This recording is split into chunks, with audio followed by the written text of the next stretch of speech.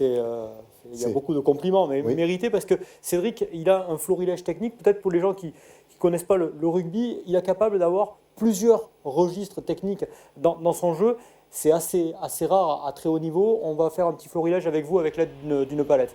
Mais en tous les cas, là, sur cette action, c'est lui. Hein, il donne le tempo au moment où il y avait ce fameux flottement. C'est lui qui fait remonter toute la ligne à travers ses plaquages. Il est toujours bien placé, même là, pour couper les extérieurs sur d'éventuelles passes. Là, c'est lui qui va partir en soutien sur ce petit jeu au pied.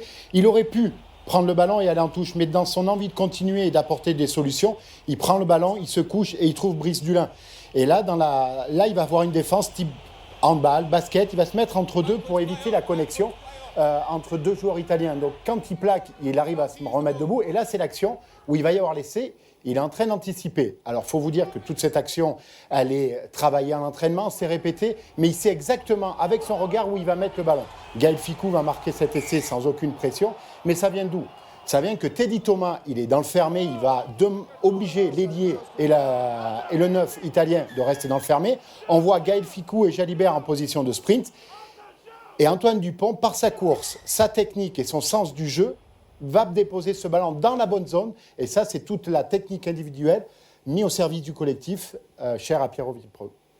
Et on a le sentiment en plus qu'il peut encore progresser, notamment dans la compréhension du jeu, dans la lecture du jeu, peut-être dans l'anticipation, dans son rôle de transmission. Et c'est dans ce sens-là que Romain Ntamak est essentiel, important, parce qu'on a vu qu'on pouvait faire sans lui. On a d'excellents coureurs avec Jalibert et Carbonel, mais Romain Ntamak lui parle beaucoup et l'oriente beaucoup sur ses jeux. Et peut-être que s'il progresse là-dessus, il va perdre en spontanéité aussi. Donc, sur l'envie d'aller, souvent il va loin, il va on va dire, se heurter aux défenses. Et on aurait aimé qu'il, de temps en temps, se protège, donner les ballons, pour pouvoir éviter de prendre des risques, parce qu'on en a vraiment besoin. Sébastien, France 2023, la Coupe du Monde en France 2023, l'équipe de France aura besoin de joueurs au-dessus de la moyenne pour être champion. Peut-être qu'Antoine Dupont peut être le propulseur de cette génération. Il l'est déjà, mis à part s'il y a une blessure.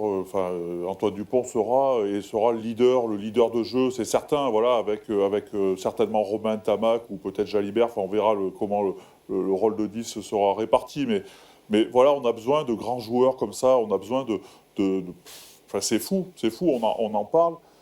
Mais c'est incroyable. Franchement, on en parle dans le monde entier, je disais, je n'exagère pas. C'est ce que j'allais dire. Le monde entier, aujourd'hui, doit nous envier Antoine Dupont, c'est certain. Alors que nous, jusqu'à présent, pendant longtemps, on bat les Blacks, on bat les Anglais, on bat les machins. Non, aujourd'hui, on a un joueur de... Tu t'en parles des Blacks, la référence, c'était Aaron Smith depuis quelques années, quand même. Le demi-mêlée des Blacks, et notamment aussi réputé pour justement ces courses-là, rentrer, son sens de l'anticipation. Mais objectivement, on peut difficilement être objectif. Non, mais il est bien meilleur qu'Aaron Smith en termes de qualité. Il n'a jamais été aussi décisif. Antoine Dupont admire la passe d'Aaron Smith. Il a une admiration pour la passe d'Aaron Smith. Peut-être qu'Aaron Smith a une meilleure passe, la passe d'Aaron Smith.